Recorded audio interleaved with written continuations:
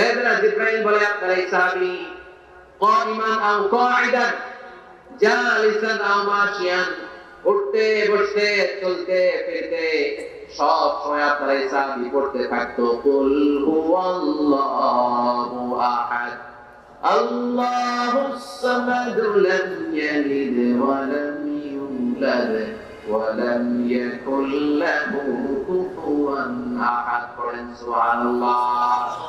উঠতে বসতে চলতে ফিরতে সব সময় এই সাহাবীর একটা অভ্যাস ছিল কুল হুয়াল্লাহু আহাদ কোরআন পড়তো, বেশি বেশি সূরাতুল ইখলাস পড়তো। পড়তে রাজি আছেন? আজ থেকে বেশি বেশি সূরাতুল ইখলাসের উপর আমল বাড়ানোর দরকার আছে না নাই? বিশ্বনবী তাবুকের যুদ্ধে গেলেন। তাবুকের ময়দানে বিশাল যুদ্ধের ময়দান, বিশ্বনবী 30,000 সৈন্য নিয়ে গিয়েছেন। আর খ্রিস্টানদের সৈন্যদের সংখ্যা হচ্ছে প্রায় 40,000।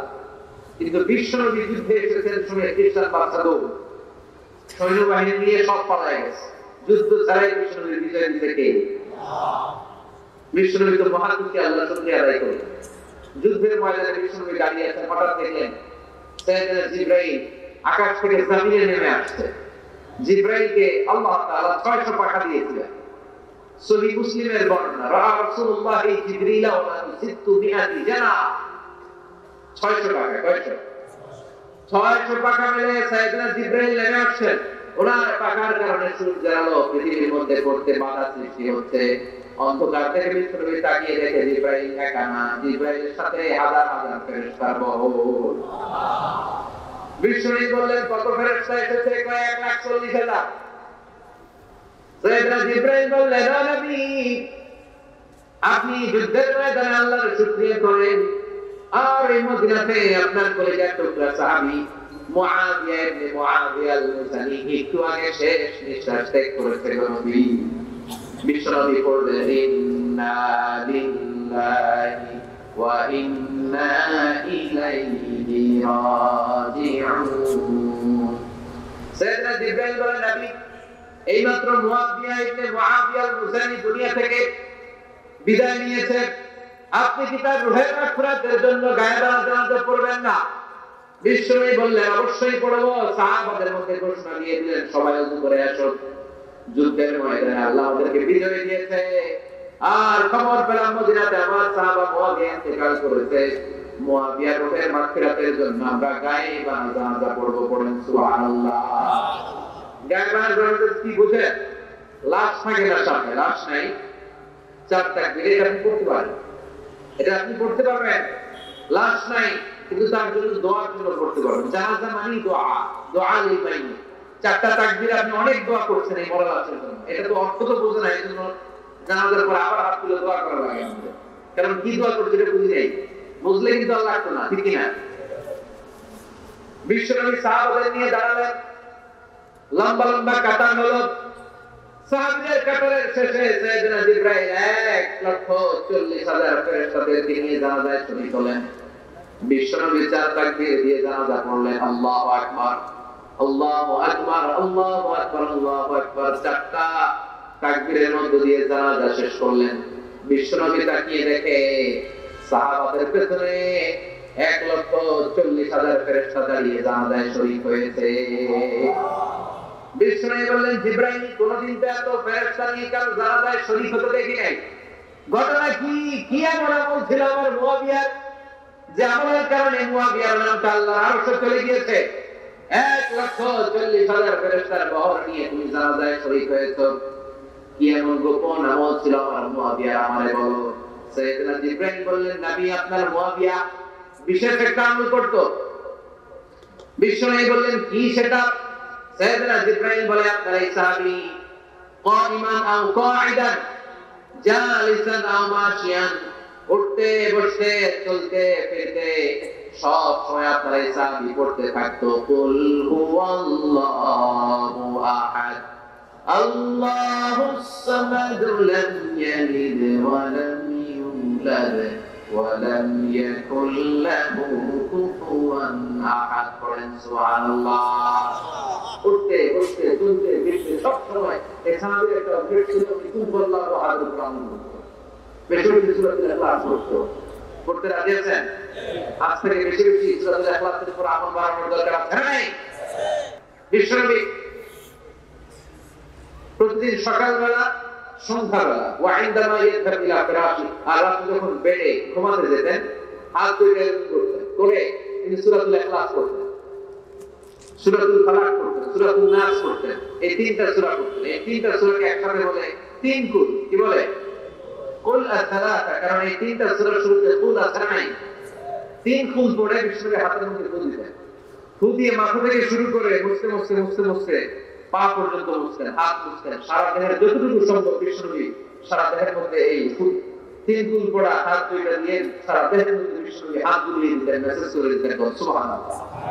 সকালে সন্ধ্যায় আর রাতের বেলা বিছানায় গেলে এটা protection from all the bad eyes. যত হিংসুক চক্ষু আছে, যত ভূত পেতনি আর শয়তানের অনিষ্ট আছে, সব থেকে আপনাকে রক্ষা করবে কে?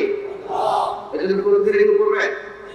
কি কি পড়বেন? এরকম হাত দিয়ে মিলায়া সূরা ইখলাস, সূরা ফালাক, সূরা নাস, তিনটা বলে একসাথে তিন কুল। কি বলে? আজকে থেকে এটা আমল করা যাবে। মা এসে যখন অসুস্থ হতেন বিশ্বনবীর কাছে যে বললেই বিশ্বনবী বলতেন আয়েশা হাত দিলে একসাথে করো, সূরা ফালাক করো, ইখলাস করো, নাস করো, পূজা আর সারা দিনের মেসেজ করো। সুবহানাল্লাহ বলে। বিশ্বনবী একবার সিজদায় আছেন, কিসে আছেন? চিল্লায় কর। সিজদা অবস্থায় লাযাগাতু আকরাব, একটা বিচ্ছু পোকা এসে বিশ্বনবীর হাতের মধ্যে কামড় দিয়েছে। বিচ্ছু কামড় দিলে খুব আরাম লাগে না? হ্যাঁ, বিষাক্ত, পয়জনাস, ভেনামাস। বিষ্ণুর ব্যথা পাচ্ছেন, প্রচন্ড ব্যথায় বিষ্ণুর অস্থির। বিষ্ণু বললেন লা'নাতুল্লাহি আলাল আকরাব, এই বিচ্ছুর উপর আল্লাহর লানত। এটা মুসল্লিও ছিল না, নবীও ছিল না।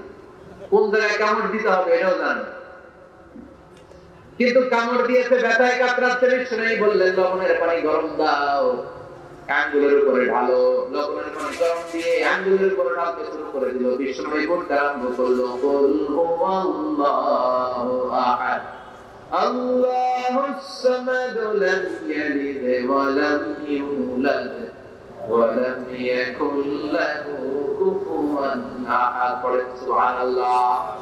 এজন্য ব্যথা পেলে, সাপে কামড়ালে, বিচ্ছু কামড়ালে, বল্লা কামড়ালে, মধু পোকা কামড়ালে কি করবেন? সূরা ইখলাস, সূরা ফালাক, সূরা নাস, আবার বলেন সূরা ইখলাস, সূরা ফালাক, সূরা পড়ে ফুল দিবেন। আর রাত্রিবেলা সকালবেলা ঘুমোতে যাওয়ার আগে হাতের মধ্যে ফুল দিয়ে সারা দিনের মেসেজ মনে থাকবে না? মাহফিল শেষ, ওয়াজ শেষ, মনে থাকবে তো? আল্লাহ বললেন কুল হুয়াল্লাহু আহাদ। নবী আপনি বলেন আল্লাহ একজন, এক এবং অদ্বিতীয়। আমাদের আল্লাহ কয়জন? একজন হওয়াতে আমাদের জন্য লাভ না লস? কেমনে লাভ? তিনজন চারজন হইলে কইতে মানব আল্লাহ চাইছেন। হ্যাঁ, তিনজন হইলে তিন রকম বলতো, একজনের খুশি করে পারে, তিনজন হইলে ঝামেলা আছে না নাই? আল্লাহ যদি দুইজন হতো কি হতো? একজন বলতো এতদিন তুমি তোমার মন মতো মহাবিশ্বের সব কিছু পরিচালনা করে, তো আজকে থেকে আমি আমার মন মতো বলবো, ঝামেলা আছে না নাই? এতদিন দুনিয়ার মানুষগুলো পায়ে পায়ে ভর দিয়ে হাঁটতো, হাত দিয়ে খেত, এখন থেকে যতগুলো মানুষ আসবে সব হাতে চলবে আর পা দিয়ে খাবে, আছে না নাই? একদিন যাবত মেয়েরা গর্ভধারণ করতো তোমার নিয়মে, ছেলেরা কামাই করতো, এখন থেকে পুরুষরা গর্ভধারণ করবে, মেয়েরা কামাই করবে, আছে না নাই? এতদিন তুমি পূর্ব দিক থেকে সূর্য উঠিয়েছো, পশ্চিম দিকে অস্ত দিয়েছো, কালকে থেকে আমার নিয়মে পশ্চিম দিক থেকে সূর্য উঠাবো, পূর্ব দিকে অস্ত যাবে, কিলাকিলি আছে না নাই? দুইজনের মধ্যে যদি সংলাপ সমঝোতা না হইতে মারামারি আছে না? এজন্য আল্লাহ বলেন লাউ কানা ফীহিমা আলিহাতুন ইল্লাল্লাহু লাফাসাদাতা। মহাবিশ্বে আল্লাহ একজন না হয়ে যদি একাধিক হতো, মহাবিশ্বটা মুহূর্তের মধ্যে ধ্বংস হয়ে যেত, ঠিক কি না? এজন্য আল্লাহ একজন হওয়াতে আমাদের লাভ হয়েছে। তিনজন হইলে তিন রকম কথা হয়ে যেত, ঠিক কি না? একজন বলতো আমার বেশি ডাকস না কেন, ওরা ডাকস কেন? আল্লাহ তিনজন, খোদা কয়জন? একজন বলতো ওরে ডাকস আমার ডাকস না কেন, ওর জিকির করলি আমার নামের জিকির করলি না কেন, ওরে খুশি করতে চাস আমারে করস না কেন? তাহলে না এখন একজন মানলেও আছি, কাটলেও আছি, বাঁচলেও আছি, একজন। সুবহানাল্লাহ পড়ে এটা সহজ হয়ে গেছে। আল্লাহ বলেন কুল হুয়াল্লাহু সবাই বলে কুল হুয়াল্লাহু